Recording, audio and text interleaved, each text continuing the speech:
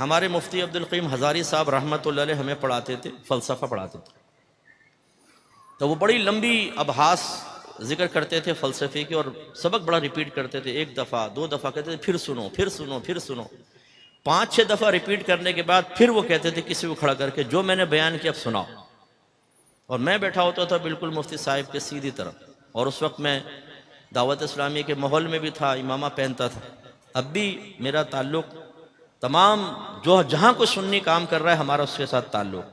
لیکن باقاعدہ وقت تنظیمی حوالے سے میں عرض کر رہا ہوں، ان دنوں امامہ بھی سر پہ ہوتا تھا، ہمیں زیادہ خوف ہوتا تھا کہ اگر ہم نے سبق صحیح نہیں سنایا تو نہ صرف اپنی شخصیت ڈیمیج ہوگی بلکہ ماحول کے اوپر بھی انگلی اٹھانے کا موقع ملے گا، تنقید کا موقع ملے گا، اور یہ میں پسند نہیں کرتا، اور یہ ہر طالب علم کو ایسا ہونا چاہیے کہ آپ ایسا نہ ہو کہ ایسی حرکتیں کریں کہ آپ کا ادارہ بدنام ہو، آپ کی وجہ سے آپ کے ٹیچرز پر انگلیاں اٹھیں،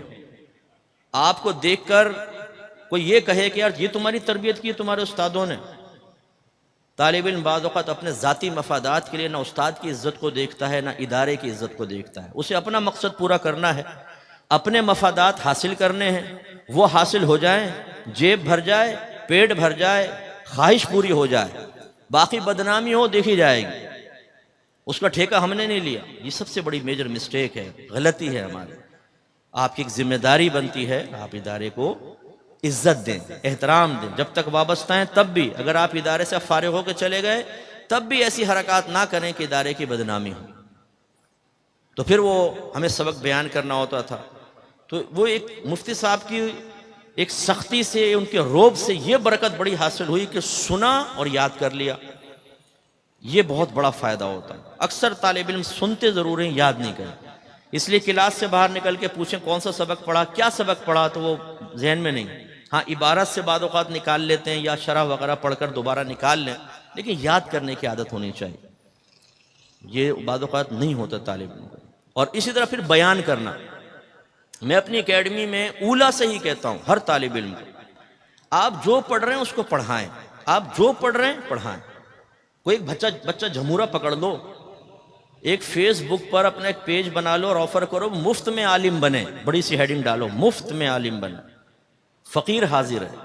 جو پڑھیں پڑھاتے جائیں، جو پڑھیں پڑھاتے جائیں۔ یقیناً شروع میں بالکل ایسا ہی ہوگا جیسے گھر والے آپ کو ایک آٹے کا پیڑا دیں اور کہیں بیٹا روٹی تو بنا کے بتاؤ، تو آپ بنانا شروع کریں گے تو پیڑے قابو میں نہیں آئے گا، اور پھر وہ ٹیڑھی میڑھی روٹی اور ایسا گرے گی جیسے پاکستان کا نقشہ، لیکن کچھ عرصے بعد ایک بہترین روٹی آپ تیار کرنے میں کامیاب ہو جائیں گے۔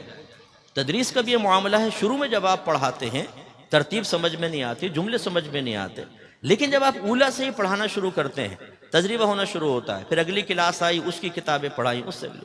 تو زمانہ طالب علمی میں ہی آپ بڑی بڑی کتابیں پڑھانے کے قابل ہو جاتے ہیں۔ اس کا فائدہ یہ ہوتا ہے کہ ایک طالب علم کم وقت میں اپنے آپ کو اپنے مسلک اور مذہب کے لیے زیادہ سے زیادہ مؤثر بنا سکتا ہے۔ ہمارے ہاں کیا ہوتا ہے، ابھی تو پڑھ رہے ہیں نا، پڑھتے جا رہے ہیں دور حدیث تخصص، اب اس کے بعد اب ہم پڑھانا شروع کریں گے۔ اگر آپ نے 6 سال میں فرض کر لیں تخصص کمپلیٹ کر لیا، اب اس کا مطلب ہے آپ جب پڑھانا شروع کریں گے، اس سے پہلے آپ نے نہیں پڑھایا تو اولا پڑھائیں گے پہلے، یا بڑی کوئی ایک کتاب پڑھائیں گے، 1 سال تو وہ چلے گی، پھر اس سے اگلے سال وہی پڑھائیں گے یا ایک اور کتاب پڑھائیں گے، پھر اس سے اگلے سال یہی پڑھائیں گے یا ایک اور کتاب، کتنے عرصے میں جا کر پورا درس نظامی پڑھائیں گے۔ اس لیے ہم نے تو اللہ کا بڑا کرم ہے اپنے اساتذہ کی توجہ کی برکت سے زمانہ طالب علمی میں ہی ساری کتابیں نہ صرف پڑھیں بلکہ 2 3 مرتبہ پڑھا بھی دی تھی۔ میرے 53 کے قریب اپنے شاگرد تھے جن کو میں پڑھاتا تھا، خود پڑھتا بھی تھا پڑھاتا تھا۔ فائدہ کیا ہوا، زمانہ طالب علم میں ہی پڑھانے کا ملکہ بھی حاصل ہوا، تو آگے ہمیں دقت نہیں ہوئی۔ تو ایک گروپ طالبہ کا ایسا ہوتا ہے کہ جو نہ غور سے سنتا ہے، نہ سمجھتا ہے، نہ یاد کرتا ہے، نہ وہ آگے ڈیلیور کرنے کے لیے اپنے آپ کو تیار کرتا ہے۔ پھر ان کی حالت کیا ہوتی ہے، میں جب پڑھ رہا تھا تو ایک طالب علم تھا، ماحول سے وابستہ تھا، وہ اکثر محنت نہیں کرتا تھا، تو میں اس کو کہتا تھا یار تم میرے پاس آ جاؤ، میں تمہیں پڑھا دیتا ہوں، تم اچھے انداز سے پڑھا کرو، تمہاری وجہ سے بعض وقت اساتذہ ڈانٹتے ہیں، ڈپٹتے ہیں، اور مطلب تنظیم پر بھی اٹیک کر دیتے ہیں، تو تم ذرا اپنا خیال کرو۔ اچھا آؤں گا نہیں آؤں گا، یہ کرتے کرتے میں فارغ ہو گیا، میں یہاں پہ تدریس شروع کر دی۔ وہ کچھ عرصے بعد ملا تو پتہ چلا کہ وہ برگر کی ریڑھی لگا رہا ہے، اس پہ برگر بیچ رہا ہے۔ تو بیٹا اگر آپ میں سے بھی کوئی اس طرح کی تیاری، کوئی کاٹھیا واڑی چھولے وغیرہ بیچنے کی ترکیب بنا رہا ہو تو مجھے بتا دینا، کبھی ہم بھی آپ کی ریڑھی پہ آ کے چھولے کھا لیں گے۔ تو جو محنت نہیں کرے گا وہ پھر چھولے ہی لگائے گا، جو اپنے دین کو چھوڑ دے گا تو وہ دنیا میں خوار ہو کے چند ٹکے تو کما کر اپنی فیملی کو تو لے کے چل لے گا، لیکن آخرت میں پچھتاوا اس کا مقدر بنے گا۔ اس لیے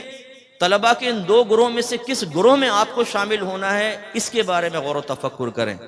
اور یقینی سی بات ہے سمجھدار یہی فیصلہ کرے گا کہ ہمیں صحابہ کے طرز پہ چلنا چاہیے کہ انہوں نے نبی کریم کے پیغام کو غور سے سنا ہے، سمجھا ہے، ذہن میں محفوظ رکھا ہے اور دوسروں تک پہنچایا۔